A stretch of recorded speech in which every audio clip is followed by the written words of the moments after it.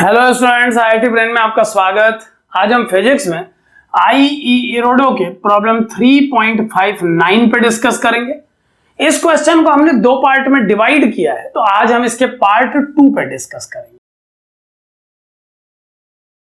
कैसे ये problem solve करनी है एक बार आप समझें। उससे पहले आप क्वेश्चन सुने एक बार।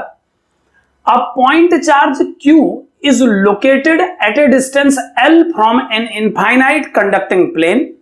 Total charge induced on the plane up to R capital meter radius is. यानी आपको एक इनफाइनाइट प्लेन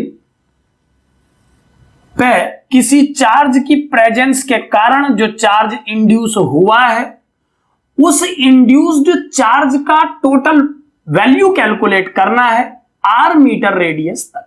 यानी इस इनफाइनाइट प्लेन में इंटरनली R मीटर रेडियस तक का जो रीजन है, उस रीजन में टोटल कितना चार्ज डेवलप हुआ है, आपको ये कैलकुलेट करना है इस प्रॉब्लम में। ध्यान दें कैसे करेंगे। ये डिस्टेंस आपको L गिवन है। अब ध्यान दें एक बार इस डायग्राम को 3D में भी समझें कि एक इनफाइनाइट प्लेन में आपने एक चार्ज पार्टिकल जिस पोजीशन पर रखा है उससे एक परपेंडिकुलर ड्रॉ किया है, और जिस पोजीशन पे बेस बना है उस पॉइंट को सेंटर मानते हुए आपने आर रेडियस का एक डिस्क इस इनफाइनाइट प्लेन में कंसीडर किया है। चूंकि हम जानते हैं कि इस चार्ज की प्रेजेंस से इस कंप्लीट इनफाइनाइट प्लेन के डिफरेंट लोकेशन पे डिफरेंट डेंसिटी का चार्ज डेवलप होगा, तो आपको इनर आर रेडियस रीजन में टोटल चार्ज की मैग्नीट्यूड कैलकुलेट करनी है। यहां पर ध्यान दें, यह प्रॉब्लम दो पार्ट में हमने ब्रेक की है और इसके एक पार्ट का आंसर हम पहले ही दे चुके हैं। उस पार्ट में हमने सेंटर से किसी डिस्टेंस स्मॉल r पर जिस डेंसिटी का चार्ज डेवलप होता है उस डेंसिटी को कैलकुलेट किया था, तो उसका वैल्यू उस पार्ट में आया था -QL upon 2 pi R square plus L square to the power 3/2। अब चूंकि ये रिजल्ट हम कैलकुलेट कर चुके हैं, तो यहां से हम अपनी इस प्रॉब्लम को स्टार्ट कर रहे हैं। इस रिजल्ट को जानने के लिए कि ये कैसे आया, आप जस्ट इससे पहली क्लिप 3.59 पे बनाया हुआ पहला पार्ट का क्लिप जो है उसे देख सकते हैं। सिग्मा का वैल्यू इतना कैलकुलेट हुआ था सेंटर से R डिस्टेंस के लिए। अब अगर मैं सेंटर से R डिस्टेंस वाली पोजीशन पर इस बेस पॉइंट O के सराउंडिंग में एक सिमेट्रिक रिंग तैयार करूं जिसका थिकनेस dr हो, तो आप समझ सकते हैं कि इसके एरिया को मैं 2 पाई r इंटू dr कह सकता हूं। इस रिंग के एरिया को 2 पाई r dr कंसिडर करने पर इस एरिया में चार्ज की मैग्नीट्यूड को लिखा जा सकता है 2 pi r dr into sigma. अब अगर इस चार्ज के फॉर्मूले में सिग्मा की इस वैल्यू को यूज किया जाए तो इसे सॉल्व करके नेट चार्ज को कैलकुलेट किया जा सकेगा। तो आइए सबसे पहले देखते हैं कि इस आर रेडियस पर बनाए गए स्मॉल रिंग में टोटल कितना चार्ज है। यह चार्ज होगा dq dash equal to 2 pi r dr into sigma. Sigma का value -QL upon 2 pi R square plus L square की 3/2 पावर के इक्वल है। एक बात पे और ध्यान दें कि हमने dq डैश नोटेशन यूज किया है क्योंकि q नोटेशन यूज किया गया था एक स्टैटिक चार्ज के लिए, तो q प्रेजेंट होते हुए dq लिखना थोड़ा सा ऑड कंडीशन थी। यही वजह है कि हमने एक नए नोटेशन का इस्तेमाल किया। dq लिखने से q के एक स्मॉल चेंज का सेंस जुड़ा रहता है, जबकि इस प्रॉब्लम में q एक स्टैटिक चार्ज है। dq डैश इस सरफेस के इतने एरिया में इंड्यूस्ड चार्ज है जिसकी वैल्यू कुछ इस तरह से दी जा सकती है।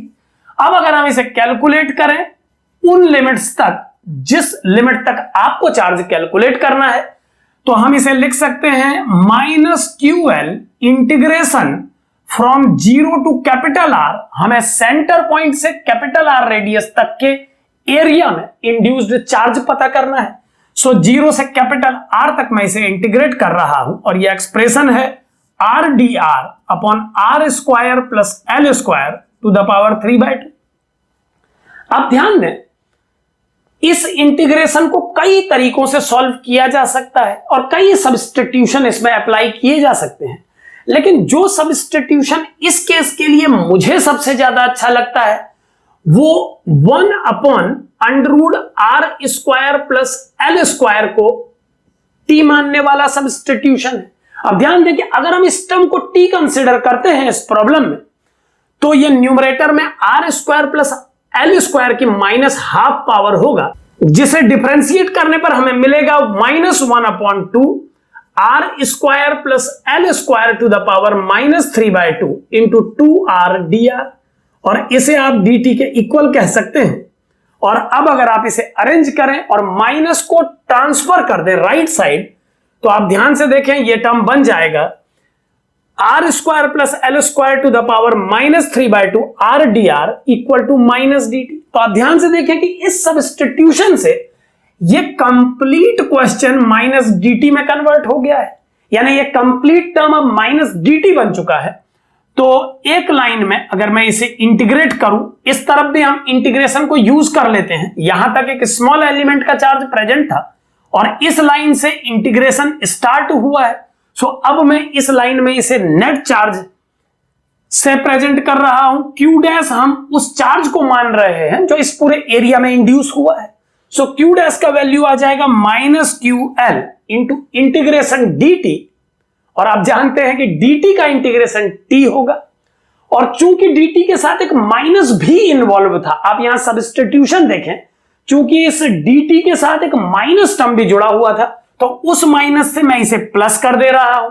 और अब dt का इंटीग्रेशन t करने के बाद अगर मैं t की वैल्यू पुट करूं तो ये 1/√r² प्लस l² होगी, और फाइनल लाइन में आपको बस इस में लिमिट पुट करनी है। सो लिमिट पुट करने के स्टेप को एक बार ध्यान से देखें, ये बनेगा Q' equal to QL 1/√R² plus l²। मैंने स्मॉल r को कैपिटल R से रिप्लेस किया है, लिमिट अप्लाई की है, और अब माइनस के बाद अगर मैं लोअर लिमिट अप्लाई करूं तो ये बनेगा 1/L। आप समझ सकते हैं कि r को 0 रखते ही ये l² रूट से बाहर आ जाएगा।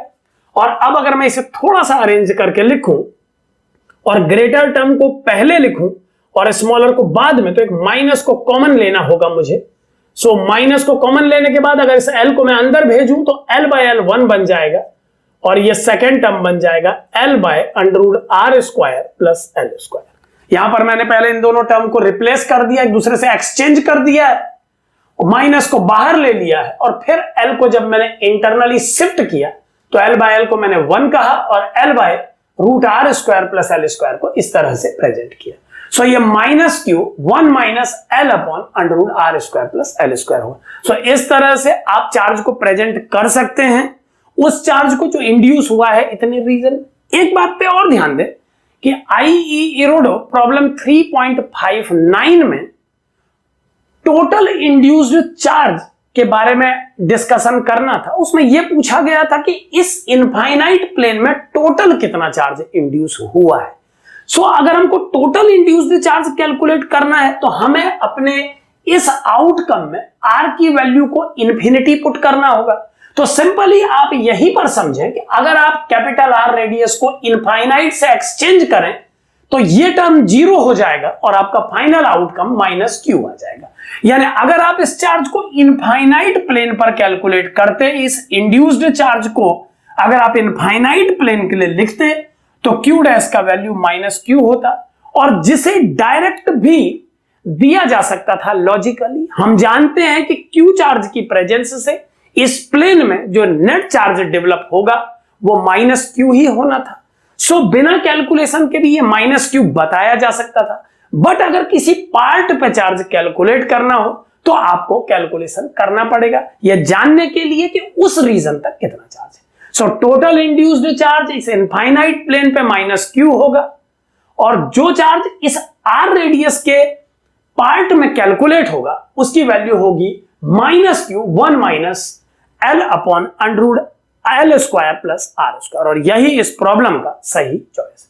तो इस तरह से आप सिग्मा की वैल्यू का यूज करके, जिसे हमने इमेज मेथड से कैलकुलेट किया था, आप टोटल इंड्यूस्ड चार्ज को किसी भी रेडियस तक कैलकुलेट कर सकते हैं। Thank you.